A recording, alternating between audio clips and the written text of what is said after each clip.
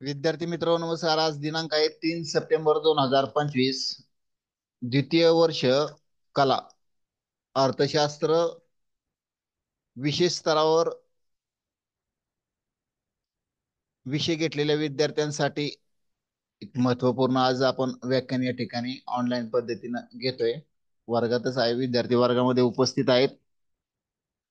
तर पहा, नवीन शैक्षणिक धोरण आहे. या शैक्षणिक धोरणानुसार शैक्षणिक वर्ष 2025-26 मधील सत्र 3 साठी आपल्याला क्रेडिट पॅटर्न कसा आहे, एकूण किती क्रेडिट आहे ते सेमिस्टर साठी, चौथ्या सेमिस्टर साठी, त्याचप्रमाणे आपले विषय कोणते आहेत, थर्ड सेमिस्टरला कोणते विषय आहेत, त्या प्रत्येक विषयाला क्रेडिट किती आहेत, हे आपण आज या ठिकाणी जाणून घेणार आहोत. पहा, आता या ठिकाणी जो इकॉनॉमिक्स 201 एमजी, म्हणजे एमजी म्हणजे काय, मेजर सब्जेक्ट मायक्रो इकॉनॉमिक्स, त्याचे 4 थेरी आहेत. त्याचाच दुसरा भाग काय आहे, प्रॅक्टिकलचा आहे.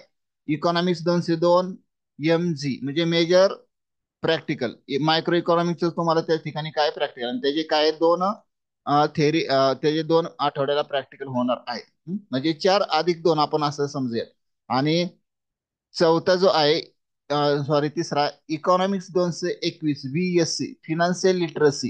हा, फिनान्शियल लिटरसी म्हणजे काय, वित्तीय साक्षरता. तर त्याचे दोन थेरी आहेत. त्यानंतर आहे इको 222 VSC बेसिक स्टॅटिस्टिक्स. ठीक आहे ना. आणि इको 201 IKS आय इकॉनॉमिक्स ऑफ ओटिलिया. इको 231 FP म्हणजे फील्ड प्रोजेक्ट, क्षेत्रीय क्षेत्रीय पाहणी करून तुम्हाला त्या ठिकाणी काय करायचं, एक रिपोर्ट तयार करायचा आहे, एक प्रॅक्टिकल प्रात्यक्षिकवर आधारित सोशिओ इकॉनॉमिक सर्वे करायचा आहे. तर त्याच्या आठवड्याला तुमचे 2 लेक्चर असणार आहेत. त्यानंतर आहे इको 241 पब्लिक इकॉनॉमिक्स, आपण हा घेतला नाही, म्हणजे ही काही बास्केट आहे इकॉनॉमिक्सच्या विषयांची. त्यानंतर MNP आहे, पब्लिक इकॉनॉमिक्स प्रॅक्टिकल 2P, बरोबर आहे का नाही.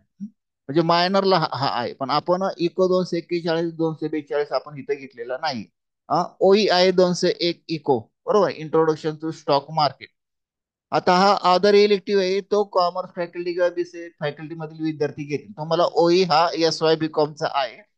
तर त्यानंतर तुम्हाला त्या ठिकाणी तो विषय तुम्हाला त्या ठिकाणी सांगितला जाईल. तर ठीक आहे. हे फर्स्ट इयर आहे BA तुमचं कम्प्लीट झालेलं, सेकंड इयर 25-26, थर्ड इयर 26-27, आणि फोर्थ इयर BA फॉर्म 27-28.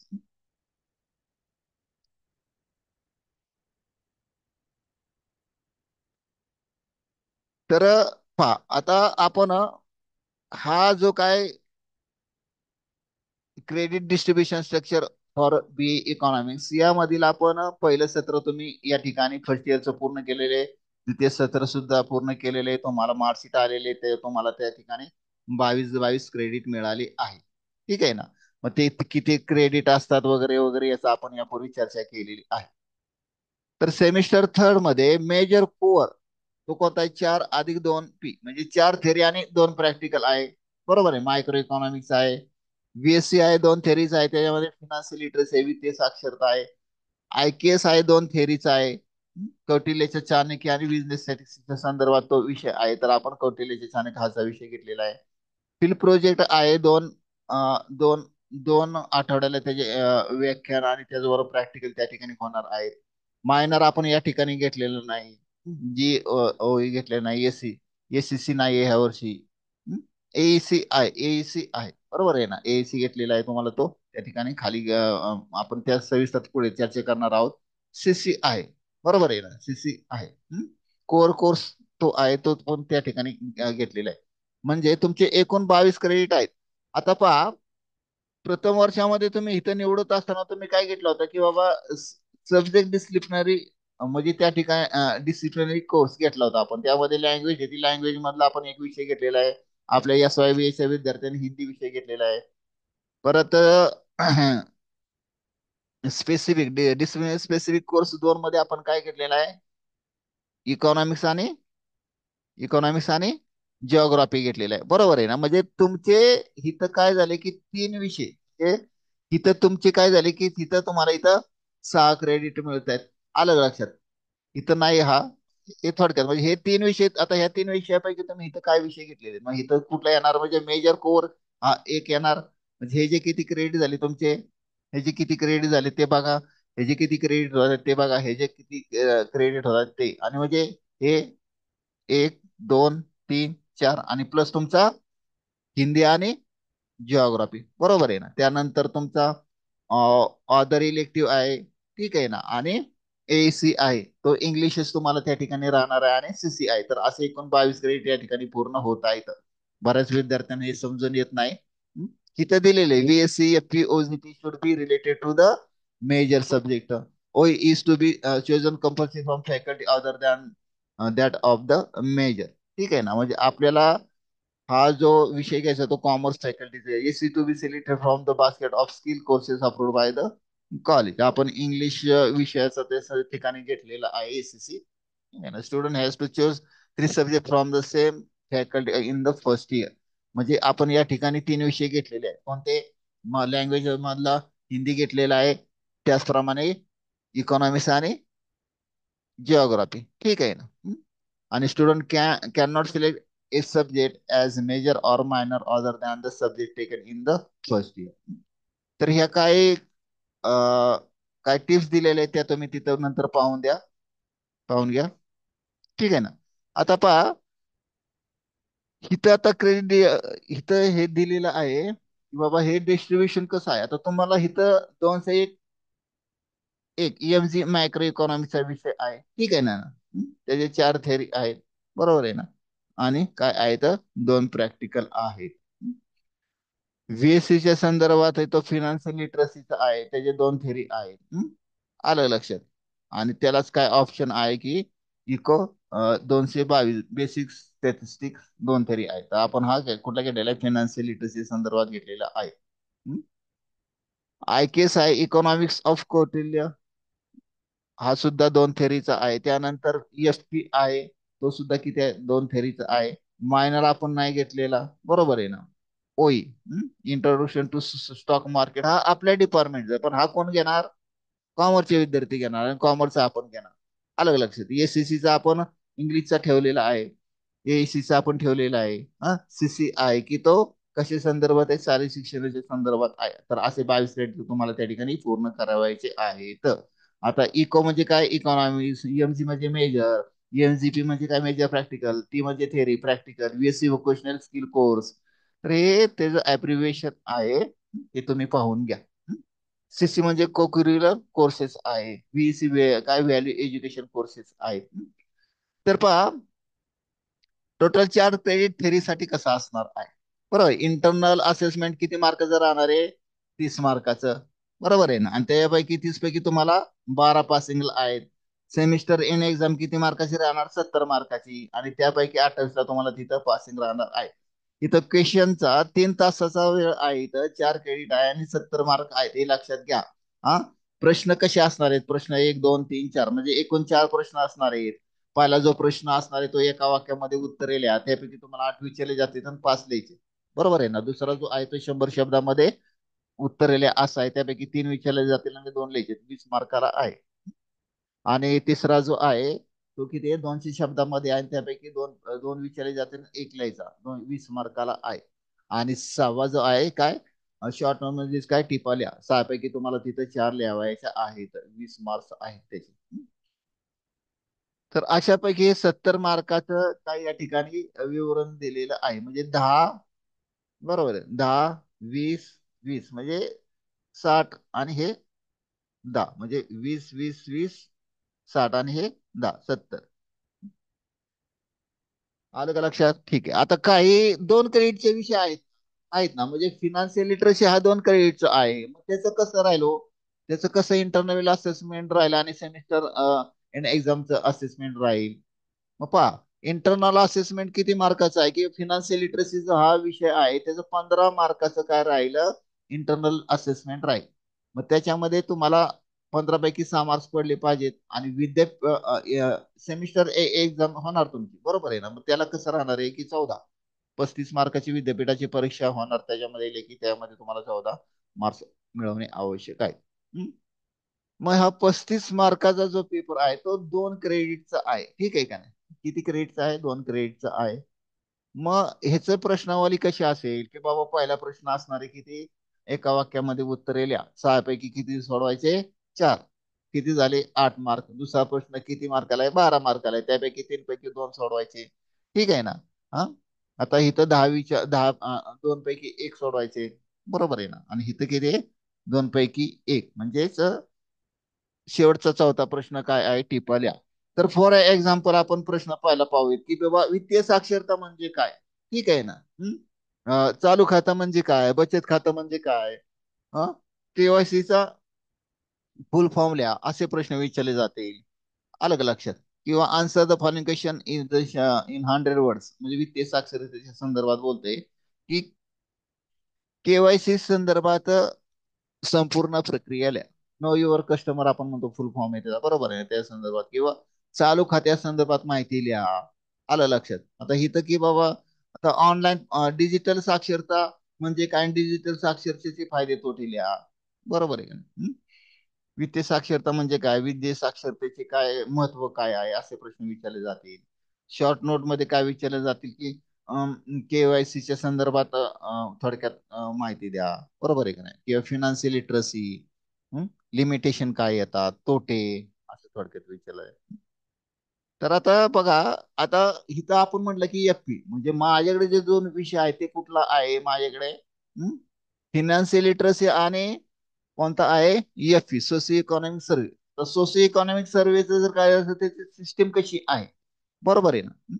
50 मार्काचं काय आहे की त्या ठिकाणी फील्ड प्रोजेक्टच्या संदर्भात आपल्याला तिथं काय करायचे आहे? परीक्षेचे गुण कशा प्रकारे असणार? तर इंटरनल असेसमेंट किती मार्काचं असणार आहे? 15 मार्काचं, बरोबर आहे. त्याला किती मार्काला? 6ला पास. आणि प्रॅक्टिकल असेसमेंट किती मार्काला आहे? 35, बरोबर आहे. त्याला किती मार्क्स आहेत? पासिंगला 14, ठीक आहे ना? तर पहा, तुमचं इंटरनल असेसमेंटशी संबंधित काय काय हो? कोणकोणते टूल्स आहेत, बरोबर आहे? फॉर युजी म्हणजे अंडर ग्रॅज्युएट कोर्सेस साठी teacher should choose any 3 tools out of given below for internal assessment among this written test is, काय आहे? हा कंपल्सरी आहे, सर्वांना काय सक्तीचा आहे. मग तुम्ही लायब्ररी नोट्स काढू शकता, स्टुडंट सेमिनार आपण आयोजित करू शकतो, शॉर्ट क्वेजेस घेऊ शकतो, एमसीक्यूज घेऊ शकतो, होम असाइनमेंट घेऊ शकतो, ट्युटोरियल घेऊ शकतो, ओरल टेस्ट घेऊ शकतो. हम्म? वर्गामध्ये आपण काय ग्रुप डिस्कशन करू शकतो, ओपन बुक टेस्ट घेऊ शकतो. म्हणजे तुम्हाला वित्तीय साक्षरतेचं एखादं पुस्तक मी देणार, तुम्हाला 10 प्रश्न देणार आणि ते पुस्तक काय करणार? वाचायचं आणि त्यामध्ये ते लिहून काढायचे. स्टडी टूर घेऊ शकतो, ह्याचे तुम्हाला मार्क्स आहे, बरोबर आहे ना? रिटर्न टेस्ट आता आपण पुढच्या आठवड्यामध्ये मंगळवारी घेणार आहोत. हं? बरोबर आहे ना? पीपीटी प्रेझेंटेशन आहे किंवा बाबा वित्तीय साक्षरतेचं महत्व काय याच्या संदर्भात तुम्ही एखादी छानपैकी पीपीटी प्रेझेंटेशन करू शकता. फील्ड विजिट करू शकता, एखाद्या बँकेमध्ये जाऊ शकता की तिथं त्या बँकेकडून वित्तीय साक्षरते संदर्भात कोणकोणत्या सेवा दिल्या जातात, ठीक आहे का? इंडस्ट्रियल विजिट देऊ शकता. आणि वायवाओस. बरं, आता वायवाओस कशा संदर्भात येणार की तुमचं प्रॅक्टिकलच्या संदर्भात या ठिकाणी काय येणार? वायवाओस येणार. आता आपण फील्ड प्रोजेक्ट पाहूयात. पहा, आता हे इकॉनॉमिक्स आहेत आपले, बरोबर आहे? इकॉनॉमिक्स आहेत, ज्यांनी इकॉनॉमिक्स स्पेशल विषय घेतलेला आहे. इको 2 1 मायक्रो इकॉनॉमिक्स, त्याला 4 क्रेडिट आहेत, लक्षात घ्या. हा, हा जो काय मायक्रो इकॉनॉमिक्सचं प्रॅक्टिकल आहे त्याला किती आहेत?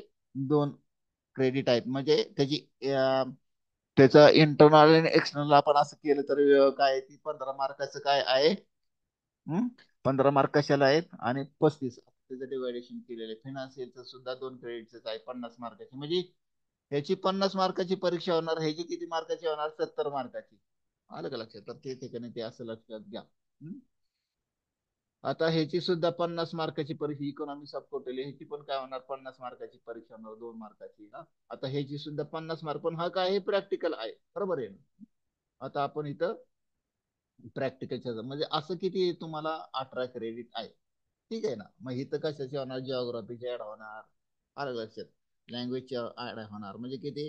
2 आणि 4, 8 आणि 4 22 क्रेडिट या ठिकाणी पूर्ण होत आहे. आता इथं दिलेले 1 क्रेडिट किती मार्काला आहे? 25 मार्काला आहे. 1 क्रेडिट थेरी 15 तास, 1 क्रेडिट प्रॅक्टिकल 30 आवर्स. आलं का लक्षात? तर पहा, हे मायक्रो इकॉनॉमिक्स आहे, जाधव सरांचा विषय आहे. तो एमजी आहे, बरोबर आहे की नाही? Eco MG 201. तर सिलेबस आपण दिलेला आहे, चांगला असा मला सुसूत्रित सिलेबस दिलेला आहे, अभ्यासक्रम दिलेला आहे, त्याच्यामध्ये तुम्ही व्यवस्थित पहा. आता फिनान्शियल लिटरेसी संदर्भात आपले बरेच लेक्चर झालेले आहेत. आता हा स्टॅटिस्टिक्स आहे, इंडियन नॉलेज सिस्टम IQS. ठीक आहे ना, या ठिकाणी छानपैकी संदर्भ दिलेले आहेत, तुम्ही ते संदर्भ वेब रेफरन्स दिलेले त्यावरून तुम्ही माहिती घेऊ शकता. ठीक आहे. आता हा जो विषय आहे कुठला, सोशिओ इकॉनॉमिक सर्वे इको 231, बरोबर आहे, 60 तास आहे त्याला आणि 50 मार्काचा आहे. ठीक आहे. तर पहा, आता ह्या ठिकाणी unit title and contents of field project, methods of field survey, field visit आणि काय पॉयलेट सर्वे. तर या ठिकाणी आपल्याला काय करायचं, त्याचं लेक्चर वगैरे घ्यायचे आहे. तर 30 आणि 30 60 तास आहे त्याचे. ठीक आहे का? रिपोर्ट रायटिंग, रिव्ह्यू वगैरे वगैरे वगैरे. आलं का लक्षात? त्या ठिकाणी इंटरनल असेसमेंट आहे 15 मार्काचं, preparation of survey proposal, assignment वगैरे, एक्सटर्नल असेसमेंट, सर्वे रिपोर्ट वगैरे असं त्यांनी विवरण दिलेलं आहे.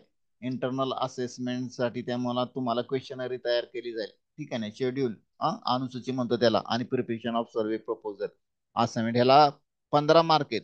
म्हणजे तुम्ही एखादं माहिती घ्यायच्या अगोदर तुमच्याकडे तुमच्या हातामध्ये काय पाहिजे, प्रश्नावली पाहिजे, अनुसूची पाहिजे. बरोबर आहे. आता प्रश्नावली म्हणजे काय आणि अनुसूची म्हणजे काय? आता प्रश्नावली म्हणजे काय, प्रश्नावलीचे दोन प्रकार पडतात. एक काय, open questionnaire and closed question, म्हणजे बंदिस्त आणि खुली प्रश्नावली. पहा, आता तुम्हाला मी काय सांगितलं की बाबा आपल्याला फील्ड सर्वे करायचे, तुम्हाला क्षेत्र पाहण्यासाठी तुम्हाला एक विषय दिला, तुम्ही ज्या गावामध्ये राहता त्या गावामधील काय सामाजिक आर्थिक सर्वे करणे. बरोबर आहे ना? मग त्यासाठी काय करावं लागेल की त्या ठिकाणी तुम्हाला एक प्रश्नावली तयार करायला लागेल ना. बरोबर आहे ना?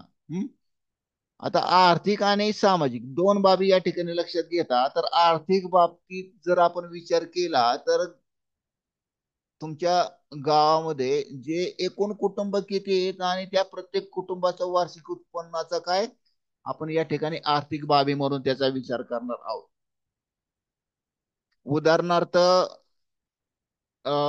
नसरापूर आहे, बरोबर आहे ना? नसरापूर गाव आहे, नसरापूर मध्ये जर किती 500 घरा असतील, बरोबर आहे? त्या 500 घरामधील एक प्रमुख असतो की त्या कुटुंबाच्या प्रमुखाचं काय करायचं आपण त्या ठिकाणी, तो पहिला क्वेश्चन घ्यायचा की कुटुंब प्रमुखाचे नाव. बरोबर आहे ना? कुटुंब प्रमुखातील सदस्य. तिसरा प्रश्न काय, कुटुंब प्रमुखाचे वार्षिक उत्पन्न. आता हे वार्षिक उत्पन्न कुठलं येणार, मागच्या वर्षीचं येणार, तो घ्यायचा. तर आपण पुढे ते पुढे लेक्चर घेताना ती क्वेश्चनरीच्या आधारे आपण काय करणार आहोत, माहिती संकलित करणार आहोत, त्या माहितीचं पृथक्करण करणार आहोत. म्हणजे प्रश्नावलीमध्ये जे काय प्रश्न आपण कसे तयार करायचे. बरोबर आहे ना? आता हे जे प्रश्न आहे, ठीक आहे ना, म्हणजे आपलं संशोधन हे काय मर्यादित असावं आणि ते मर्यादित झाल्यानं त्यामधनं निष्कर्ष हे सुद्धा त्या प्रकारचे काढता येतात. म्हणून संशोधन जर तुमचं मर्यादित असेल तर त्या ठिकाणी बंदिस्त प्रश्नावली आपण तयार करणे ठीक आहे. म्हणजे 10 प्रश्न असे घ्यायचे की त्यामधून जास्तीत जास्त माहिती आली पाहिजे. बरोबर आहे, ही झाली बंदिस्त प्रश्नावली. त्याला काय म्हणतो आपण, क्लोज्ड क्वेश्चनरी म्हणतो. आणि जसं आपण भेटीला गेलो की बाबा त्या 10 प्रश्नाच्या व्यतिरिक्त आपल्याला तिथं माहितीच घ्यायची नाही अन्य कोणती. बरोबर आहे ना? मग ते 10 प्रश्न म्हणून जर तुम्हाला एखादा जर प्रश्न बाबा माहिती घेऊशी वाटतोय, तर आपण त्या 10च्या खाली 11वा प्रश्न टाकून ती माहिती घेऊ शकतो. म्हणजे शी काय झाली, ओपन. म्हणजे प्रत्यक्ष ठिकाणी तुम्हाला त्या ठिकाणी जर आर्थिक बाबतीत एखादी जर काय माहिती मिळाली तर तुम्ही ती माहिती प्रश्नाच्या सहाय्याने विचारून त्याचं उत्तर लिहून तिथं तुम्ही घेऊ शकता. ही झाली प्रश्नावली. बरोबर आहे. आता प्रश्नावली कधी तयार केली जाते हो? हा, प्रश्नावली कधी तयार केली जाते, समोरचा व्यक्ती आपण विचारलेल्या प्रश्नांचं उत्तर देतो, तो साक्षर आहे का निरक्षर हे माहिती आहे का तुम्हाला? बरोबर आहे ना? आपण त्यांना प्रश्न विचारतो आणि आपण स्वतः लिहितो त्याच्यामध्ये. ठीक आहे ना? म्हणजेच काय, प्रश्न करता उत्तरदात्याला विचारतो आणि प्रश्न करता उत्तरदात्याने दिलेल्या उत्तराचं काय, उत्तराचं लिखाण त्या प्रश्नावलीमध्ये करत असतो. आता अनुसूची काय आहे, अनुसूची पहा. अनुसूची ही काय असते की बाबा एक प्रश्न, एक काय असतं, एक लिखित साधन असतं की ते सुद्धा त्या संबंधित काय घटकाकडून त्या ठिकाणी माहिती घेतली जाते. आता समोरचा व्यक्ती आहे तो सुशिक्षित आहे, त्याला प्रश्न चांगला कळतोय, बरोबर आहे ना, की एक पहिला प्रश्न विचारला की बाबा कुटुंबाचे आर्थिक उत्पन्न, बरोबर आहे ना, त्याच्या हातात दिली आणि त्याला विचारलं की तुम्ही ही काय करा, अनुसूची भरून द्या. मग तो कुटुंबाचं नाव लिहिल, कुटुंब वर्ष लिहिल, त्यानंतर काय करेल की त्या ठिकाणी तो कुटुंबाचं वार्षिक उत्पन्न किती, 40,000 ते 50,000 असं लिहिल. तो म्हणजे स्वतः भरून देणार, अनुसूची काय केली जाते, हा, स्वतः भरून दिली जाते. आणि प्रश्नावली प्रश्नकर्त्याकडून भरून घेतली जाते. तर असा हा काय त्यामधला फरक आहे. तर मेथड ऑफ फील्ड सर्वे, बरोबर आहे, मेथड ऑफ फील्ड सर्वे ह्याची माहिती घेत असताना आपल्याला खूप बारकाईने त्या ठिकाणी अभ्यास करावा लागतो. हम्म? पहा,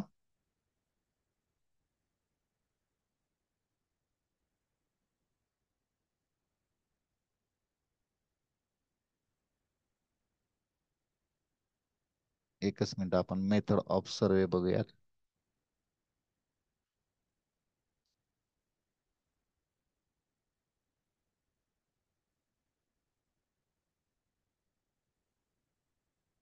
पहा, आता इथं काय, here are some field service method, participation observation, बरोबर आहे ना, पार्टिसिपेशन ऑब्झर्वेशन मेथड आहे.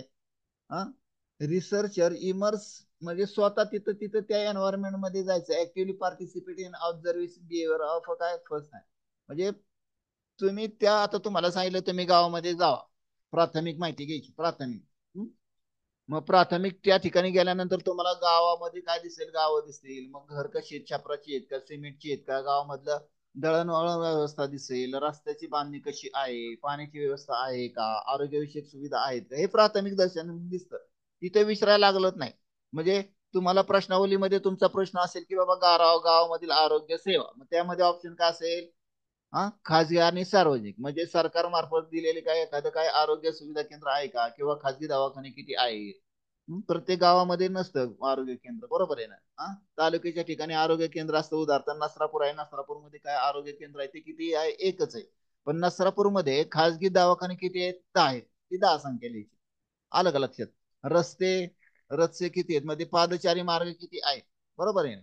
वॉर्ड किती आहेत, त्या वॉर्ड मध्ये रस्ते चांगल्या प्रकारचे आहेत का, बरोबर आहे ना. पाण्याची सुविधा कशी आहे, म्हणजे ग्रामपंचायत त्या ठिकाणी काय करते, पाणी पुरवठा करते. असेही काय झाले मित्रांनो, म्हणजे सोशल म्हणजे काय, सामाजिक, त्या ठिकाणी सामाजिक दृष्टिकोनातून त्या ठिकाणी तुम्हाला ऑब्झर्वेशन करायचे, बरोबर आहे. म्हणजे प्रथम दृष्टी ऑब्झर्वेशन म्हणजे काय, प्रथम दृष्टी मधून दिसून येणाऱ्या काय सामाजिक घटकांना अनुसरून असणाऱ्या काही विशिष्ट बाबींचा अभ्यास तुम्हाला या सर्वे मधून करायचा आहे. हा, आता दुसरी जी मेथड आहे, इंटरव्ह्यू अँड फोकस ग्रुप. पहा, आता या ठिकाणी थोडस आपण सिलेक्शन असतं, सिलेक्शन, बरोबर आहे, नमुना निवड. ठीक आहे, गावामध्ये जर नसरापूरमध्ये जर 100 काय असतील, 100, बरोबर आहे का, 100 जर कुटुंब असतील तर त्या 100 कुटुंबांचा अभ्यास करता येईल का, नाही ना करता येणार, बरोबर आहे ना. मग त्याच ठिकाणी काय, एक सॅम्पलिंग मेथड असते. आता सॅम्पलिंग मेथडचा तुम्हाला जो काय आहे चार्ट आहे, मी तो दाखवीन. त्याच्यामध्ये काय प्रॉबिलिटी आणि नॉन प्रॉबिलिटी, म्हणजे संभाव्यता आणि असंभाव्यता असे त्याच्यामध्ये दोन प्रकार येतात. त्यामध्ये जर आपण संभाव्यता नमुना निवड घेतलं तर त्यामध्ये आपण काय करायचा, कोटा पद्धत घ्यायची. मग काय, एक गाव, बरोबर आहे, एक गाव काय झाला, कोटा झाला, बरोबर आहे ना. त्याच्या अंडर खाली काय, एक विशिष्ट, मग विशिष्ट काय की बाबा 500, मग त्या एका गावामध्ये 500 आहे, ते 500 पैकी 5 फक्त निवडायचे, 5% निवडायचे, 5, बरोबर आहे का नाही. हा, 5 हा काय झाला, 5 हा काय झाला, कोटा झाला. त्या 5 जणां जे काय सिलेक्ट केलेले आहेत, मग ते काय करायचं, मग त्याच्यामध्ये काय तिकीट पद्धती घ्यायची का, मग तिथं स्केलिंग लावायचं का, मग तिथं लॉटरी पद्धती, म्हणजे किती आहेत, 100 घर आहेत, 100 घरांचे काय करायचे, चिठ्ठ्या तयार करायच्या आणि तिथं टाकायच्या, बरोबर आहे का नाही. हा, आणि त्या चिठ्ठ्यांमधील फक्त 5 चिठ्ठ्या काढायच्या आणि त्या 5 चिठ्ठ्यांचं काय करायचं, आपण त्या ठिकाणी सिलेक्शन करायचं. बरं ते नसेल तर मग आपण तुम्हाला जे वाटतं ते घ्यायचे 5, की बाबा त्यातनं काय आहे संभाव्यता, म्हणजे निष्कर्ष चांगले आले पाहिजे, पॉझिटिव्ह निष्कर्ष आले पाहिजे असं. ते 5 निवडायचे आणि त्याची माहिती घ्यायची, मग त्या अनुसार कशी माहिती घ्यायची, त्या क्वेश्चनरीला अनुसरून घ्यायची. आता इंटरव्ह्यू आणि फोकस ग्रुप, बरोबर, conducting structure and semi structure interview the individual or facilitating group discussion. आता ठीक आहे, तुम्ही गावामध्ये गेला की बाबा एकत्रितरित्या त्या ठिकाणी 10-15 माणसं बसलेली असतील, त्यांना विचारा की बाबा तुमच्या गावामध्ये दळण व्यवस्था चांगली आहे का, आरोग्य सुविधा चांगल्या आहेत का, ग्रामपंचायतीकडून दिल्या जाणाऱ्या विविध केंद्र सरकारच्या राज्य सरकारच्या स्कीम व्यवस्थित राबवल्या जातात का, कोणती अशी स्कीम आहे, किंवा उदाहरणार्थ सोनग्राम जयंती स्वरोजगार योजना, स्वच्छ भारत, सुंदर भारत, बायोगॅस प्रकल्प आहेत का गावामध्ये, शेतीविषयी कोणकोणते आहेत, किसान क्रेडिट कार्ड दिलेले आहेत का, असे अनेक बाबी आहेत. आलं लक्षात? म्हणजे थोडक्यात काय, पंचायत राज संस्था लक्षात घेऊन तुम्हाला त्या ठिकाणी काय करायचा, अभ्यास करायचा आहे. इंटरव्ह्यू आणि फोकस ग्रुप, बरोबर. सर्वे अँड क्वेश्चनरीच्या संदर्भात आपण बोललेलं डॉक्युमेंट अनालिसिस, आपण माहिती केलेलं काय, माहितीची काय संकलित केलेली माहिती आहे त्याचं कशा प्रकारे काय करायचं, अनालायझिंग आणि काय इंटरप्रिटेशन, म्हणजे माहितीचे संकलन आणि पृथक्करण. आलं का लक्षात? तर अशा प्रकारे ह्या काय फील्डच्या या काय आहेत पद्धती आहेत.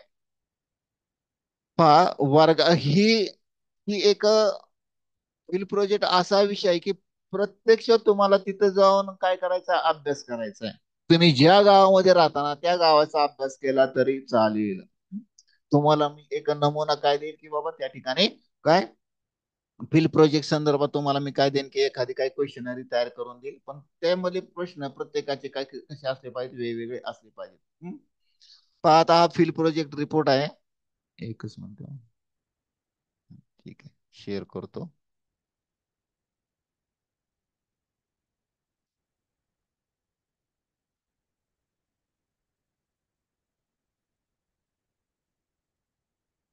ठीक आहे.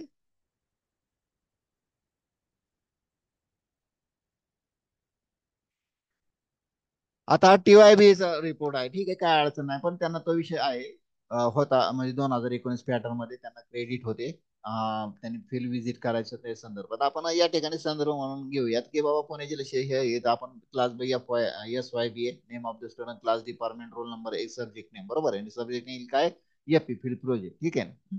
मग क्षेत्र पेढीसाठी प्रश्नावली, तुमच्या क्षेत्रातील मुख्य व्यवसाय कोणता आहे, तुमच्या क्षेत्रातील लोकसंख्येची संख्या किती आहे, तुमच्या क्षेत्रातील शिक्षणाची सुविधा कशी आहे, तुमच्या क्षेत्रातील आरोग्य सुविधा कशी आहे, तुमच्या क्षेत्रातील पाणी पुरवठ्याची सुविधा कशी आहे, तुमच्या क्षेत्रातील वीज पुरवठ्याची सुविधा कशी आहे, तुमच्या क्षेत्रातील सांप्रदायिक सुविधा कशी आहे, तुमच्या क्षेत्रातील परिवहन सुविधा कशी आहे, हा? तुमच्या क्षेत्रातील बेरोजगारीचे प्रमाण किती आहे, तुमच्या क्षेत्रातील गरिबीचे प्रमाण किती आहे, तुमच्या क्षेत्रातील शेती आणि कृषी व्यवसाय कसा आहे म्हणजे त्या ठिकाणी तुम्हीच विचार करायचे की बाबा म्हणजे बागायती बिगर बागायती वगैरे, मग ह्याच्यामध्ये कुठली पिकं घेतली जातात, तुमच्या क्षेत्रातील उद्योग आणि व्यावसायिक सुविधा कशा आहेत, तुमच्या क्षेत्रात पर्यावरण संरक्षणाचे प्रयत्न केले जातात का, म्हणजे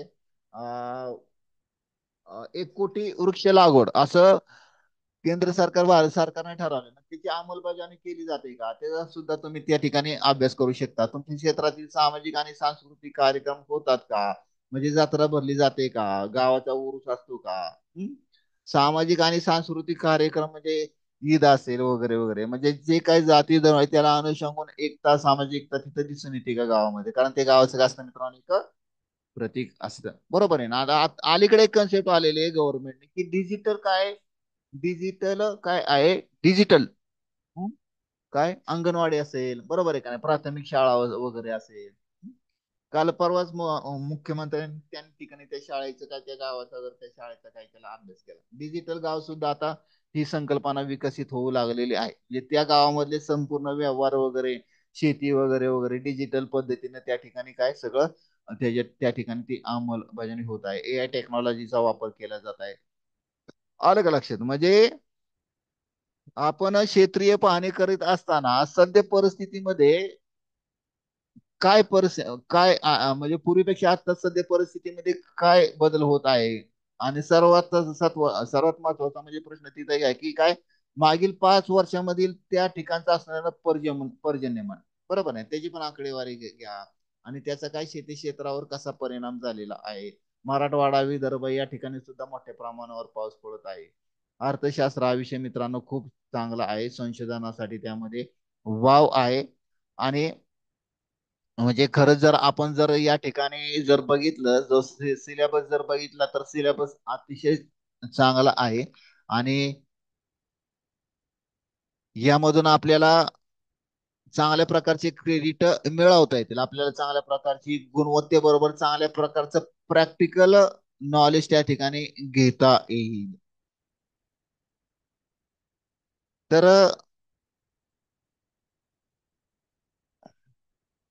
आता हा एक प्रोजेक्ट आहे, ठीक आहे ना, हा एक प्रोजेक्ट आहे पहा.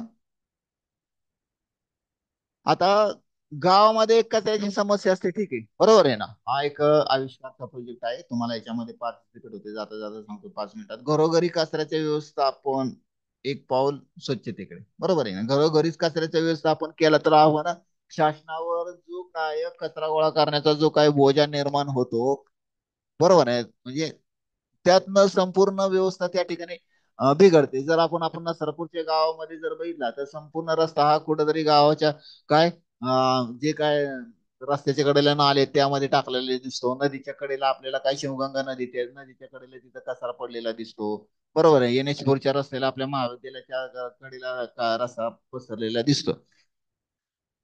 तर ह्या घन कचऱ्याचे जे सॉलिड वेस्ट मॅनेजमेंट आपण त्याला म्हणतो, ह्या घन कचऱ्यापैकी जो आपल्या स्वयंपाकघरातील काही टाकाऊ पदार्थ, अन्न पदार्थ आहे, त्याच्यामधून आपण गांडूळ तयार केले तर किमान 100% 10% तर कचऱ्याची आपण चांगल्या प्रकारे विल्हेवाट लावू शकतो, बरोबर आहे ना. म्हणजे जर आपण ही कचऱ्याची समस्या आपण स्वतःहून त्याच्यामध्ये काय केलं, आपण स्वतःहून पहिलं पाऊल टाकलं तर नाही बाबा. मी ठरवलं की बाबा माझ्या घरामधील कचऱ्याचं मी स्वतः व्यवस्थापन करणार, म्हणजे मी कमीत कमी कचरा घंटा गाडीकडे देईल, ग्रामपंचायतीकडे देईल. पुढे ते कशा प्रकारे विल्हेवाट लावतात, बरोबर आहे. मग ते कुठंतरी एखादं स्टेशन तिथं तयार केलं जातं आणि तिथं ती लावली जातात, तिथं टाकला जातो, तिथं त्याचं पुनर्निर्वीकरण होतं का ना, किंवा कशा प्रकारे विल्हेवाट लावली जाते, हा पुढचा भाग आहे. पण त्याच्या अगोदरच आपल्याला जेवढं जमल तेवढं आपण करायचं. म्हणजे आपण असं केंद्र सरकारने सांगितलं महाराष्ट्रात की झिरो प्लास्टिक यूज, तरी देखील आपण प्लास्टिकचा वापर करतोय, त्याला पर्याय नाही म्हणून. पण पर्याय काय की बाबा त्याचं म्हणजे प्लास्टिक गोळा करून टाकणं, ते शेतात जाऊन न देणं आणि त्याचं काय ते जाळणं वगैरे किंवा पुनर्नवीनीकरणासाठी ते देणं. पण मित्रांनो, आता जर पाहिलं तर आतापर्यंत अशी एक चांगली काय म्हणजे साखळी निर्माण झाली नाही की बाबा पहिल्या घटकापासून म्हणजे घरापासून अगदी ती काही स्टेशन आहे तिथपर्यंत तो कचरा जात नाही किंवा त्याचं पुढं डम्पिंग व्यवस्थित होत नाही. जमिनीमध्ये काय खोलवर तो रस्ता गाडला जात नाही, म्हणजे त्याचं लँड फिल्डिंग त्या ठिकाणी होत नाही. वरील तुमच्या समोर जो जो काही ताकता दिसते, बरोबर आहे, घन कचरा व्यवस्थापन देश आणि महाराष्ट्र राज्य पातळीवर कशा प्रकारचे प्रयत्न करण्यात आलेले आहेत. हं? तर पहा, म्हणजे भारत आणि भारत भारत आणि राज्य पातळीवर अशा प्रकारे त्या ठिकाणी त्या घनकचरा काय तिथं तो टीडीएस TPD मध्ये काय करण्यात आलेला आहे, गोळा करण्यात आलेला आहे. त्याचं तिथं पर्सेंटेज दिलेलं आहे, बरोबर आहे ना, त्याचं पर्सेंटेज दिलेलं आहे. आणि त्यामधून आपल्याला त्या ठिकाणी काय दिसून येतं की इतर राज्यांचं जर आपण जे काय राज्य आणि घटक राज्य, बरोबर, असे एकूण 35 राज्य आणि घटक राज्यांचा विचार केला तर महाराष्ट्राचं सर्वात प्रमाण आहे ना सॉलिड वेस्ट मॅनेजमेंट मध्ये जास्त आहे. म्हणजे मोठ्या प्रमाणामध्ये TPD म्हणजे काय, टन पर डे, बरोबर आहे ना. म्हणजे 95.44% हा गोळा केला जातो, त्यातलाच क्रिएटेड म्हणजे त्याच्या प्रक्रिया किती टक्के केली जाते, 52.34%, बरोबर आहे. आणि लँड म्हणजे एक केंद्र सरकारची काय एक स्कीम आहे की ते काय केलं जातो, जमीन, त्यालाच मराठीमध्ये काय म्हटलं जातं, भूमी भरण म्हटलं जातं. म्हणजे ज्या ठिकाणी असं जमीन कशी आहे की बाबा ओसाड वगैरे आहे, माळरान आहे, तिथं खड्डे वगैरे आहेत, त्या ठिकाणी असं जमिनीमध्ये काय करायचं की मोकळा प्रदेश आहे त्या ठिकाणी मोठा असा खोल खड्डा घ्यायचा आणि त्याच्यामध्ये तो कचरा गाडायचा वगैरे वगैरे वगैरे. त्यामधनं मग तो मिथेन गॅस तयार करायचा, मिथेनचं उत्सर्जन वगैरे होतं. तर तो वेगळा भाग आहे. फक्त आपल्याला हा घरातील जो काय टाकाऊ घनरूप कचरा आहे जो पुनर्नवीकरण होत नाही अशा कचऱ्याचं व्यवस्थापन कशा प्रकारे होतं हा एक भाग आहे. म्हणजे पहा, 95%पैकी 52%च काय होतं, कचरा त्याचं ट्रीटमेंट होते, पुनर्नवीकरण होत नाही 100%, लक्षात घ्या. पण तो कुठं नको तरी वेस्टेज दिसून येत आहे. महाराष्ट्रामध्ये जवळपास 66% घनकचऱ्याचं काय होतंय, 66.66% काय होतंय घनकचऱ्याचं त्या ठिकाणी काय काय प्रक्रिया करण्यात आलेली आहे. आणि यापैकी मित्रांनो पहा, शास्त्रीय पद्धतीनं काय 6,221 टन पर डे काय केलं त्याचं, हं, जमिनीमध्ये गाडला जातो, म्हणजे लँड फिल्डिंग त्या ठिकाणी त्याचं केलं जात. आलं लक्षात. तर हा जो डाटा आहे ना मित्रांनो, अॅन्युअल रिपोर्ट 2020-21 चा सेंट्रल काय आहे, सेंट्रल पोल्युशन काय हे एक बोर्ड आहे, त्याचं त्यांनी त्यांनी एक काय केलं की बाबा सॉलिड वेस्ट मॅनेजमेंटचा जो काय रूल्स आहे 2016चा, त्याच्यानुसार हा त्यांनी काय केलेला डाटा प्रसिद्ध केलेला आहे. हा आविष्कार स्पर्धा आहे. हा आविष्कार स्पर्धे मग घरच्या मग पहा की घनरूप कचरा व्यवस्थापनातील महाराष्ट्राची स्थिती काय आहे. Type of waste processing facilities किती आहेत महाराष्ट्रामध्ये, फक्त किती आहेत. युएलबीस म्हणजे काय, युएलबीस म्हणजे लोकल बॉडीज असतात, ते किती आहेत, 378 आहेत. म्हणजे नगरपालिका, महानगरपालिका वगैरे, ग्रामपंचायती वगैरे असे आहेत. त्यांच्याकडून फक्त हा कचरा काय केला जातो, होम टू होम काय केला जातो, कलेक्ट केला जातो. पण ठीक आहे. मग लोकल बॉडीज, महानगरपालिका, नगरपालिका, पंचायत समित्या वगैरे, ग्रामपंचायत वगैरे, बरोबर आहे, अशा किती बॉडीज आहेत की 89 आहेत, की म्हणजे ते काय करतात, गांडूळ खत बनवतात. हा बायोगॅस 47 आहेत, आणि काय आरडीएफ, बरोबर आहे ना. तर हे आरडीएफ वगैरे तुम्हाला पुढील तासाला मी सांगेन काय असतात. हे 18 आहेत. म्हणजे ही जर संख्या जर बघितली तर काय, जे कंपोस्टिंगचं प्रमाण हे काय खूप कमी आहे. जर याला पर्याय घन कचरा काय कचरा व्यवस्थापनावरील आकडे दिसून येते की वर्मी कंपोस्टिंग करणाऱ्या युएलबी ची संख्या काय कमी असल्याचे दिसून येते. मग याला पर्याय काय मित्रांनो, की घरोघरी घन कचरा व्यवस्थापन आपण त्या ठिकाणी काय केलं पाहिजे, तयार केला पाहिजे. त्याचा आपण एक प्रारूप तयार केलेला आहे. मग ही कन्सेप्ट कशी आली पुढे बाळानं बघा, स्वच्छ भारत सुंदर भारत अभियान, एक पाऊल स्वच्छतेकडे, बरोबर आहे ना. म्हणजे स्वच्छ महाराष्ट्र सुंदर महाराष्ट्र आपण असं म्हणू शकतो. मग काय करायचं की टाकाऊ अन्न पदार्थाचे गांडूळ खत निर्मितीसाठी हे काय एक प्रारूप आहे. घरी आपल्या काय असेल की बाबा तेलाचे डबे असतील किंवा प्लास्टिकचे कंटेनर असतील, मग पहिल्या ह्याच्यामध्ये काय खाली काय करायचं, खाली मोकळा स्पेस ठेवायचं, त्यामध्ये काय करायचं आपण खडे वगैरे टाकायचे, त्यामध्ये सँड टाकायची, म्हणजे थोडीशी जाडसर सँड, त्यामध्ये सॉइल टाकायची. सॉइल सॉइल म्हणजे माती, काळी माती असं वगैरे असेल, आणि त्याच्यावर काय टाकायचे, गांडूळ टाकायचे, त्याच्यावर आपलं काय ऑर्गॅनिक वेस्ट किंवा अदर वेस्ट फूड मटेरियल इथं टाकायचं, आणि त्याच्यावर झाकून ठेवून द्यायचं, आणि इथं बिळ वगैरे वगैरे असतं. आलं का लक्षात. मग ते ऑटोमॅटिक तयार होतं. मग हे तयार झालेलं आपण आपल्या घरामध्ये काय बागांमध्ये किंवा झाडाला वगैरे टाकू शकतो. म्हणजे आपल्या स्वयंपाकघरामध्ये किचन किचन वेस्ट मॅनेजमेंट म्हणू शकतो इंग्लिशमध्ये त्याला. तर असा हा एक प्रोजेक्ट आहे. तुमच्या मनामध्ये एखादी कल्पना असेल की बाबा आपण काय पर्यावरणाच्या दृष्टीने आपण संवर्धनासाठी प्रयत्न केले पाहिजेत, आणि जे काय सस्टेनेबल गोल्स आहेत 17, बरोबर आहे, त्यापैकी 7 ते 8 मित्रांनो ह्या पर्यावरणाशी संबंधित आहेत, हे जाणून घ्या. हं? तर बऱ्यापैकी तुम्हाला या ठिकाणी जी काय सिलेबस आणि जो काय आविष्कार प्रोजेक्ट आहे याची माहिती या ठिकाणी कळाली असेल. काय समस्या असतील किंवा तुमच्याकडे काय कल्पना असतील तर मला सांगा.